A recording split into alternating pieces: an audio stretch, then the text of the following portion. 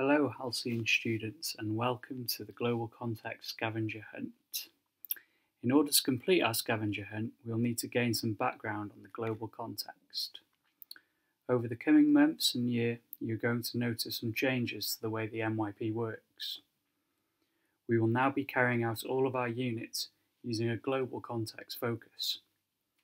Learning through these contexts will allow you to create links in your classroom learning between people, objects, situations, world cultures, landscapes and products, to name a few.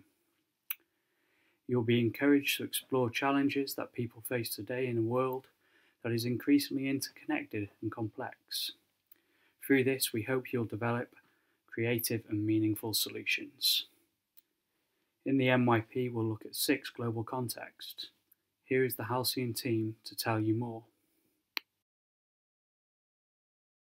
Looking at the global context of identities and relationships. I suppose this is an area that we could start questioning. Who am I? Who are we? This would be an opportunity for students to explore their identity, their beliefs, their values, or maybe how do you identify to the place in which you're living. So the way I'm going to find out is go out into this extraordinary city of London and see if there's anybody to help me out to explain a little bit about the identities of London. Hello South Africa and the rest of the world. I'm here in this wonderful city of London and I'm trying to find out what is the identity and the culture of this extraordinary city. I think I can see somebody who looks like something that's peculiar to London. Hello. Oh, hello, would you mind telling me, are you British by any chance? Good day, it's a jolly good day to you. Yes, I am British. I'm English through and through. Would you be able to tell me what makes you British? Oh, what is your identity? I mean, like my identity as in, who am I and who are we? These deep questions of life. Yes, please share it with all of us. Well, there are some iconic things and, come along, I'll take you on a tour. Shall we go? We can start with first the telephone box, which is really something that identifies Londoners. But I think you want to get more into things like personal, physical, mental, social, spiritual health, the real meat of an identity. Am I correct in thinking that? Here we are at a pub in London now. The pubs are a central part of the London culture. And I know you're thinking of this identities and relationships. People of all status, of all roles and crosswalks of the country come here. Oh, very, very lucky. Here's actually a pub goer himself.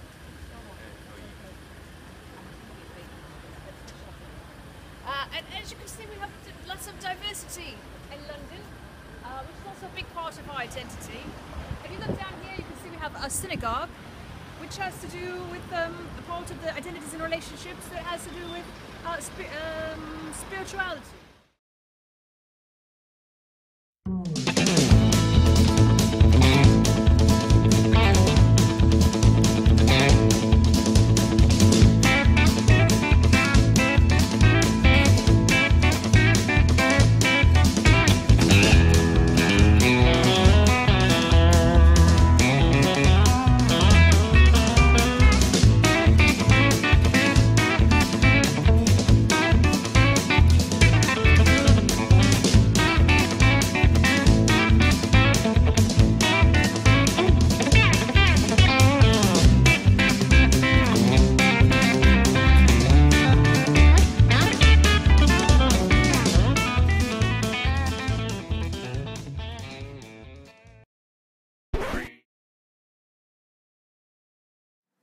Hello everybody. So we're here to introduce one of the global contexts, and the one we are going to introduce to you is personal and cultural expression. Now the first thing to consider is what's the nature and purpose of creative expression? How do you see this, Miss Aleyo? Well, you will explore the ways in which we discover and express ideas, feelings, nature, culture, beliefs, and values, the ways in which we reflect on and extend and enjoy our creativity, our appreciation of the aesthetic. Mm-hmm. Now, can you think of possible exploration to develop? Possible explorations to develop. I mean, the first one that comes to mind, of course, would be artistry, which would involve craft, creation, and beauty. Can you? What comes to mind? Yeah, I can think of products, Right. which would involve systems and institutions. Of course, sure. And then, of course, there's social constructions of reality, philosophies, ways of life, belief systems, ritual and play. Don't forget critical literacy, languages, Yeah. and linguistic systems, which will involve histories of ideas, fields and disciplines, analysis and argument. Well remembered. Oh, and of course then there's metacognition, and abstract thinking. Yeah, I think that's it. No? No, last but not least, entrepreneurship, practice and competency. Very, Well very remembered. important. That is very important. Right, so that's one of your global contexts. We hope this helps you out. And good luck on your scavenger hunt. Buena suerte. Buena suerte. Ciao. Viel Glück. Bonne chance. Habari za leo. Adios. Hi there, and welcome to the Global Context of Scientific and Technical Innovation. This global context has revolutionised the way that we as humans live. Here are some examples we'd like to share with you. That changed the world. Every one of them must have sounded like the ravings of a lunatic. Atomic energy, space travel, the George Foreman grill. This is the That's basic. XSAT. It's a syringe developed by military medics for military medics.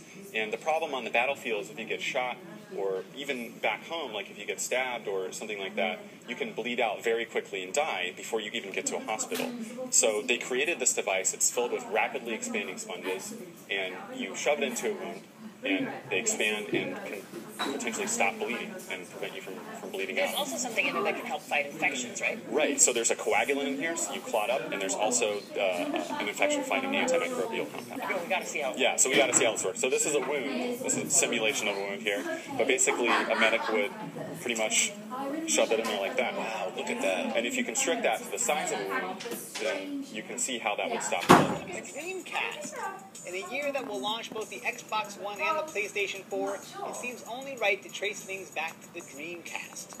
Released in 1998, this was the first console to render games with full frames, the first with a built-in modem for online play, and that candy-colored 4-button controller looks pretty familiar. 15 years after its debut, you can still see the influence of Sega's Dreamcast in today's consoles. Unfortunately for Sega, it was the last console they ever built.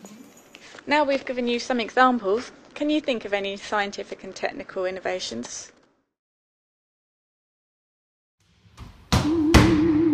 Master, the people have voted. We need to leave planet Blockaju. We've been considering Earth. Earth? What do we know about Earth? Here's an extraordinary fact. Right now, as you watch this, 500,000 human beings are in the sky. Many of them high above the clouds in the thin air of the lower stratosphere. Here's where they are at this moment, aboard the thousands of planes that crisscross the world simultaneously. And here's how they moved across the skies in the last 24 hours, based on live data that even takes account of delays to individual flights. Each day sees a similar global dance, as the sun rises on each region, so the takeoffs and landings begin. In Asia, then Europe, then America, and then Asia once again. Only in the dead of night do the skies clear a little. Plotting all the routes flown in a single day reveals the interconnectedness of the modern world and the uneven distribution of those connections. There are dense webs above Europe, the US, and East Asia, but the skies are much emptier over Africa and South America. Yes, but on the other hand, look at the way this graph of carbon dioxide levels shoots up around the year 2000. That planet's gonna warm up. But look how the markets have opened up. They've made goods available to everyone across the globe, a sense of commonality between us through things like technology. True, communications on that planet is truly global. But is it sustainable? Look at the rubbish they are creating there. What's the human impact on their environment of all this globalization?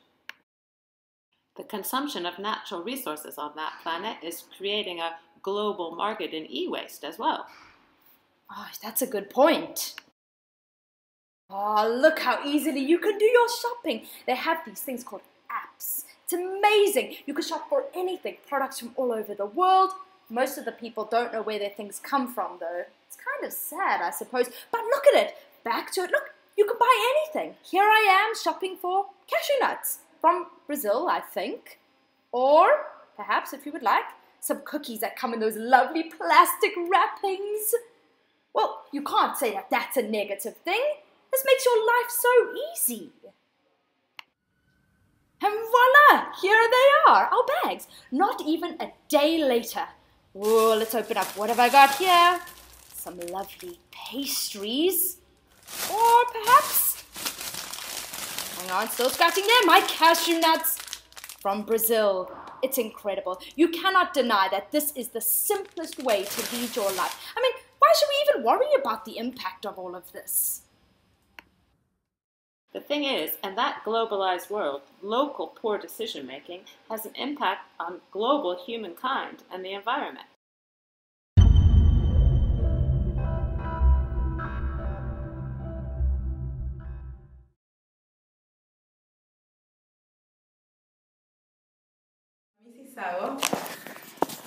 And I'm Mr. Jones, and we have both benefited from a deeply unfair global society, and that's why fairness and development is very important for you guys to study as a global context, because you're going to find ways so that everybody in the world can benefit the way that we have benefited.